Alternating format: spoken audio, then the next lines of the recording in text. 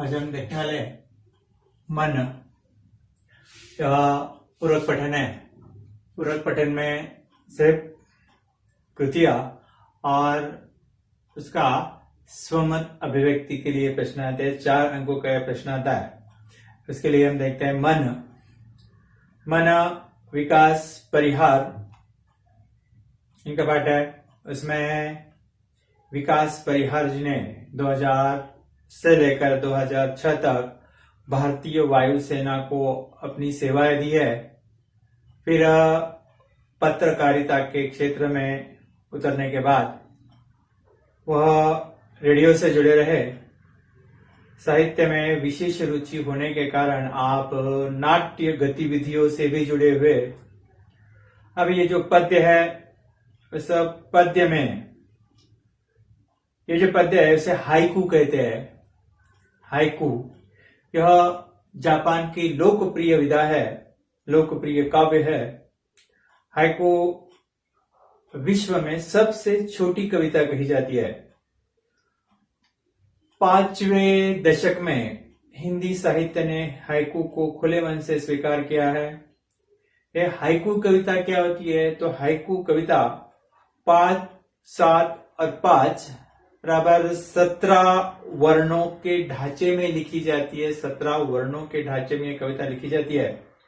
यहाँ पर जो हाइकू दिया है उसमें कवि ने अपने जीवन के अलग अलग अनुभव और छोटी मोटी विभिन्न ऐसी घटनाएं, इनको अर्थवाही और सीमित शब्दों में उन्होंने यहाँ पर वर्णन किया है। देखिए क्या कहते हैं हाइकू में कवि विकास परिहार। अंधेरा घना चमकता प्रकाश और अधिक। जहां पर घना अंधेरा होता है, जहां पर घना अंधेरा होता है वही प्रकाश जो है चमकता है, वहीं पर चमकता प्रकाश और अधिक। कवि यहां पर इन पंक्तियों के माध्यम से बताना चाहते हैं कि प्रतिकूल परिस्थिति में, जहां पर प्रतिकूल परिस्थिति है वहां पर बाहर निकलने का कोई रास्ता नहीं है। वहां चारों ओर से निकलने के रास्ते बंद हो चुके हैं। वहां प्रतिकूल परिस्थिति बहुत ही प्रतिकूल है। ऐसी परिस्थिति में कहीं से आशा की किरण फूट पड़ती है, कहीं से आशा की किरण फूट पड़ती है। दूसरा, करते जाओ पाने की मत सोचो जीवन सारा। कवि कहते हैं कि जिंदगी भर सिर्फ करते जाओ, जिंदगी भर करते जाओ, पाने की मत सोचो सारा जीवन। सिर्फ देना है। किसने हमें क्या दिया इसके बारे में हमें नहीं सोचना है। हमारा जो धर्म ग्रंथ है श्रीमद् भगवत गीता, उसी में भी कहा है, पता है आपको, कि दूसरों के लिए करो, दूसरे ने हमें क्या दिया इसके बारे में हमें नहीं सोचना है। इसलिए कवि कहते हैं करते जाओ, दूसरों के लिए करो, दूसरों के लिए सब कुछ दो, लेकिन उसने मुझे क्या दिया इसके बारे में नहीं सोचना है। इसलिए वह कहते हैं करते जाओ पाने की मत सोचो जीवन सारा। जिंदगी भर काम करते जाओ, उसे हमें क्या प्राप्त हुआ उसके बारे में मत सोचो, या उस फल का, उस कर्म का, उस काम का हमें क्या फल प्राप्त हुआ उसके बारे में हमें नहीं सोचना है। बस जिंदगी भर हमारा काम क्या है? दूसरों के लिए करना, या हमारा काम करना है। उसे हमें क्या प्राप्त हुआ उसके बारे में नहीं सोचना है। जीवन नैया मंझधार में डोले, संभाले कौन? विकास परिहार जी कहते हैं कि दुनिया एक सागर है, दुनिया एक सागर है। उस संसार रूपी सागर में, ये संसार रूपी सागर है, उस संसार रूपी सागर में बहुत बार ऐसा होता है कि हमारी नैया डगमगाने लगती है। ये दुनिया रूपी सागर में हमारी नैया डगमगाने लगती है, संसार रूपी सागर में हमारी नैया डगमगाने लगती है। उसे मंझधार में जब जाती है तो डगमगाने लगती है। उसे आप ही को संभालना है। उस समुंदर में से, उस संसार रूपी समंदर में से आपको ही मार्ग निकालना है और उस समुंदर में से, संसार रूपी समुंदर में से आपको ही आपकी नैया पार लगाना है। आपको ही आपकी नैया पार लगाना है। उन मुसीबतों से जूझते हुए आपको ही उन मुसीबतों से रास्ता निकालना है। वहां पर रास्ता निकालने के लिए, सहायता करने के लिए दूसरा कोई आने वाला नहीं है। इसलिए जीवन नैया मनधारा डेले संभाले कौन, उस नैया को आपको ही संभालना है। दूसरा आकर वो संभालने वाला नहीं है। वह नैया, जिंदगी की नैया जो है, संसार रूपी नैया है, उसे आपको ही पार लगाना है, दूसरा आने वाला नहीं है। फागुन रंग बिरंगे रंग संग लेकर आया फागुन। फाल्गुन मास, फागुन वह रंगों का महीना होता है, रंगों का महीना करता है। इसलिए कवि कहते हैं कि फागुन का महीना आया है, और फागुन का महीना ये सचमुच खुशी का समय है, खुशी का महीना है। और हमें उस वक्त सभी चिंताएं छोड़कर उस फागुन में हमें शामिल होना है। फागुन में आने वाली जो खुशियां है, उन खुशियों में हमें शामिल होना है, बाकी सब चिंताओं को छोड़ के। कांटों के बीच खिलखिलाता फूल देता प्रेरणा। कवि यहां पर कहते हैं कि कांटों के बीच, जैसे गुलाब का फूल है, गुलाब का फूल कांटों के बीच ही खिलता है, कांटों के बीच ही वो खिलता है। देखिए आप गुलाब के फूल को बहुत से कांटे होते हैं, ब्रांच को बहुत से जो होती है टहनी, उस टहनी को बहुत से कांटे होते हैं, लेकिन उन कांटों के बीच भी वो फूल हमेशा खिलता हुआ रहता है। उस पर लाख मुसीबतें आती है, बारिश है, आंधी है, तूफान है, गर्मी है, सर्दी है, जो भी है, उन मुसीबतों को पार करते हुए वो हमेशा खिलते रहता है। उसी तरह इंसान को भी उसकी जितनी भी परेशानियां हैं, जितनी भी प्रॉब्लम है, जितनी भी आपदाएं है, जितने भी दुख है, उसे ना घबराते हुए उन मुसीबतों का सामना करते हुए क्या करना है, फिर से हमें हंसते हुए रहना है, खिलखिलाते हुए रहना है, इन सब मुसीबतों का सामना करते हुए, जैसे फूल की तरह। कांटों के बीच खिलखिलाता फूल देता प्रेरणा। और ये फूल जो है, कांटों के बीच खिला हुआ जो फूल है, हमें यही प्रेरणा देता है कि जिंदगी में आने वाली मुसीबतें है, प्रॉब्लम है, जो भी है, दुख है, दर्द है, उनका हंसकर सामना करो और हमेशा खुश रहो। भीतरी कुंठा आंखों के द्वार से आई बाहर। कुंठा, दुख, तकलीफ। कवि यहां पर कहते हैं कि आपके अंदर, मन के अंदर जो भी दुख है, वह दुख मानो आपने अपने नयनों से, अपने मन रूपी जो कुंठा है, वह नयनों के द्वारा, आंखों के द्वारा बाहर आ जाती है, वो बाहर आ जाती है। खारे जल से धुल गए विषाद मन पावन। खारे जल से धुल गए विषाद मन पावन।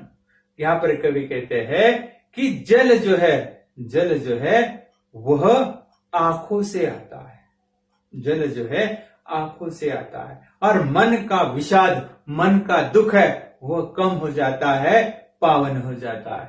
खारा जल दुख का जल होता है। जो निकलने वाले आंसू है वो खारे होते हैं।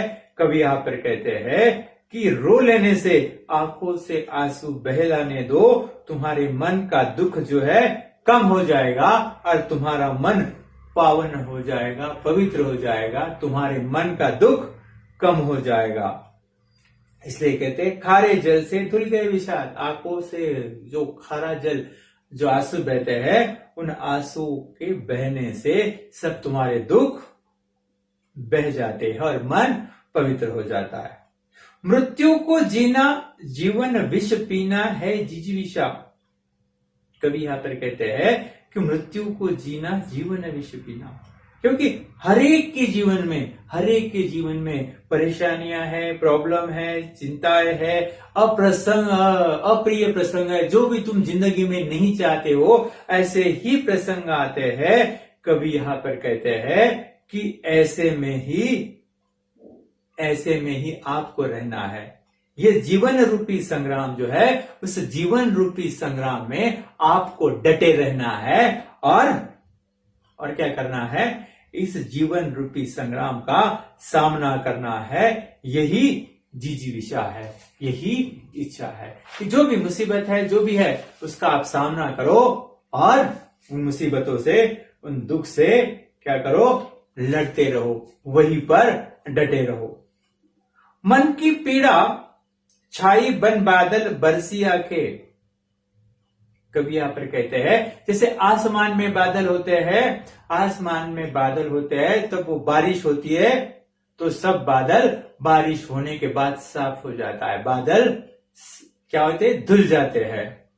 उसी प्रकार मन में कोई गहरी पीड़ा हो, गहरा दुख हो, तो वो बादल बनकर कौन से, आंसुओं के रूप में उसे बह जाने दे। जैसे आसमान में जो बादल है, काले बादल है, बरस जाते, बरसने के बाद आकाश स्वच्छ हो जाता है, उसी प्रकार तुम्हारे मन में जो भी गहरी पीड़ा है, दुख है, तकलीफ है, उसे क्या करो, बादलों की भांति आंखों से आंसुओं के रूप में बह जाने दो, तुम्हारा मन स्वच्छ हो जाएगा। चलती साथ पटरियां रेल की फिर भी मौन। कवि यहां पर कहते हैं कि रेल की पटरियां सदा हमेशा साथ रहती है, रेल की पटरियां सदा हमेशा साथ रहती है, सदा साथ चलती है, लेकिन कभी एक दूसरे से बात नहीं करती है, कभी एक दूसरे से बात नहीं करती है। सितारे छिपे बादलों की ओट में सुना आकाश। कवि यहां पर कहते हैं कि ये जो सितारे है, स्टार्स है, सितारे है, यह क्या है, आसमान का श्रृंगार है, आसमान का श्रृंगार है। वह आसमान की शोभा बढ़ाते हैं, आसमान की शोभा बढ़ाते हैं, लेकिन जैसे ही सितारे छिप जाते हैं, जैसे कोई बीच में काला बादल आ गया, सब सितारे छिप जाते हैं, तो तुम्हारा आसमान सूना हो जाता है, आसमान सूना हो जाता है। इसी प्रकार आसमान की तरह हमारी जिंदगी है, आसमान की तरह हमारी जिंदगी से, आसमान में कुछ सितारे आते हैं तो वह आसमान की शोभा बढ़ाते हैं, लेकिन जैसे ही बादलों की ओट में सितारे छिप गए तो सारा आसमान सूना हो जाता है। उसी प्रकार हमारे जीवन में भी बहुत से लोग महत्वपूर्ण हैं, बहुत से लोग महत्वपूर्ण हैं। उन महत्वपूर्ण लोगों के चले जाने से या रूठ जाने से हमारा जीवन दुखी हो जाता है, हमारा जीवन दुखी हो जाता है। तुमने दिए जिन गीतों को स्वर अमर हुए। कवि यहां पर, कवि के अंदर एक अनोखा सामर्थ्य होता है, अनोखी शक्ति होती है, कवि के अंदर अनोखा स्वर होता है, अनोखा सामर्थ्य होता है। वह जिन गीतों को स्वर देता है, वह गीत जो है अमर हो जाते हैं, वह गीत अमर हो जाते हैं। उसी प्रकार कवि की रचनाओं द्वारा समाज परिवर्तन होता है। कहने का तात्पर्य, कवि की रचनाओं द्वारा समाज परिवर्तन होता है। क्या होता है? समाज परिवर्तन होता है। सागर में भी रहती मछली प्यासी ही रह जाती। समुद्र में गहरा जल है, बहुत पानी है, लेकिन समुद्र के अंदर जो मछली है वो प्यासी की प्यासी रहती है। सामने इतना जल होने के बाद भी, जल में रहने के बावजूद भी वो प्यासी है। वैसे उसी तरह कहते हैं कि सागर में इतना पानी है, गहरा पानी होने के बाद भी वो पीने योग्य नहीं है। समुद्र में गहरा पानी है और गहरा पानी होने के बाद भी वो पानी पीने योग्य नहीं है। समुद्र के किनारे बैठा हुआ व्यक्ति, उसे बहुत प्यास लगी है, सामने पानी है लेकिन वो पी नहीं सकता, सामने पानी है लेकिन वो पी नहीं सकता। उसी तरह बहुत बड़ा धनवान व्यक्ति है, उसी तरह बहुत बड़ा धनवान व्यक्ति है, लेकिन आजकल बहुत से लोग जो है, बहुत से लोगों को धन की जरूरत होती है, पैसों की जरूरत होती है, लेकिन धनवान व्यक्ति के पास पैसा है, उसके पास से ले नहीं सकते। वह जरूरतमंद लोगों को वो पैसा दे नहीं सकता, ये लोगों की प्यास बुझा नहीं सकता, तो उस धनी व्यक्ति का, उस धनवान व्यक्ति का बड़प्पन व्यर्थ है। उस धन का कोई फायदा नहीं है, उसके बड़प्पन का कोई फायदा नहीं है, जिस धन का लोगों को उपयोग ना हो। जैसे उस पानी का पीने योग्य नहीं है, उस पानी का पीने के लिए कोई उपयोग नहीं है, उसी प्रकार उस व्यक्ति का धन को, उस व्यक्ति के पास जो धन है उसका लोगों को कोई उपयोग नहीं है, उसके बड़प्पन का कोई उपयोग नहीं है। इस तरह से सीधी सादी सरल कविता थी हाइकू।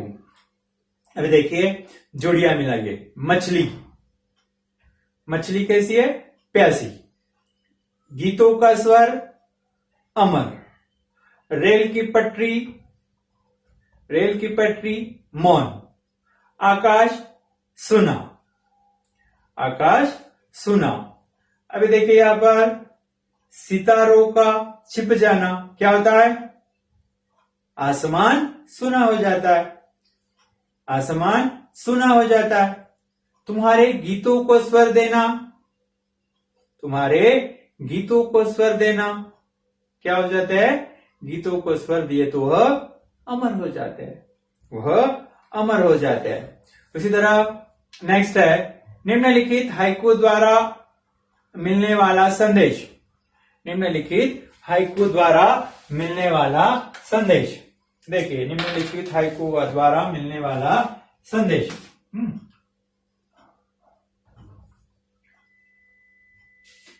क्या संदेश मिलता है हमें? अभी पहला है करते जाओ पाने की मत सोचो सारा जीवन, भीतरी कुंठा नैनों के द्वारा बाहर आई बाहर। अभी ये एक है। दूसरा संदेश है हमें पूरा जीवन काम करते रहना चाहिए, हमें पूरा जीवन काम करते रहना चाहिए। यही नहीं सोचना चाहिए कि किससे हमें क्या प्राप्त हुआ, किसने हमें क्या दिया। काम करना हमारा कर्तव्य है, हमें जिंदगी भर काम करते रहना चाहिए। किसे हमें क्या प्राप्त हुआ, क्या हुआ, उसके बारे में लेना देना नहीं है। बस हमारा काम करते रहना है, वो काम हमें करते रहना है। नेक्स्ट, भीतरी कुंठा नैनों द्वारा बाहर चली आई। जब नेत्रों से आंसू बहते हैं, जब नेत्रों से आंसू बहते हैं तो क्या होता है? यह लोग मानते हैं कि मन की कुंठा, मन का दुख अपने नयन रूपी द्वार से बाहर आ रहा है। इन पंक्तियों का अर्थ है नयन रूपी द्वार से बाहर आ रहा है। यह पहले का है करते जाओ पाने की मत सोचो जीवन भर। उसका अर्थ है क्या संदेश मिलता है? हमें पूरी जिंदगी भर यही करना, यही काम करते रहना चाहिए। यह नहीं सोचना चाहिए किसे हम कुछ प्राप्त हुआ और इसे नेत्रों से आंसू बहते हैं तो हमें यह मानना चाहिए कि मन की कुंठा नयन रूपी द्वार से बाहर चली आई है। तो यहां पर उत्तर लिखिए। मंचदार में डोले कौन? जीवन नैया। छिपे हुए सितारे, धुल गए विषाद, अमर हुए गीतों के स्वर। अभी हाइकू में प्रयुक्त महीना और ऋतु। हाइकू में कौन सा महीना आया है? फागुन। और ऋतु, किस ऋतु का जिक्र आया है? वसंत ऋतु का जिक्र यहां पर आया है। अभी नेक्स्ट, ये जो है इनका भाव स्पष्ट करना है, आप कर सकते हो। और ये जो है नेक्स्ट, वक्तृत्व प्रतियोगिता में प्रथम स्थान पाने के उपलक्ष्य में अपने मित्र सहेली को आपको बधाई पत्र भेजा है, उसे धन्यवाद।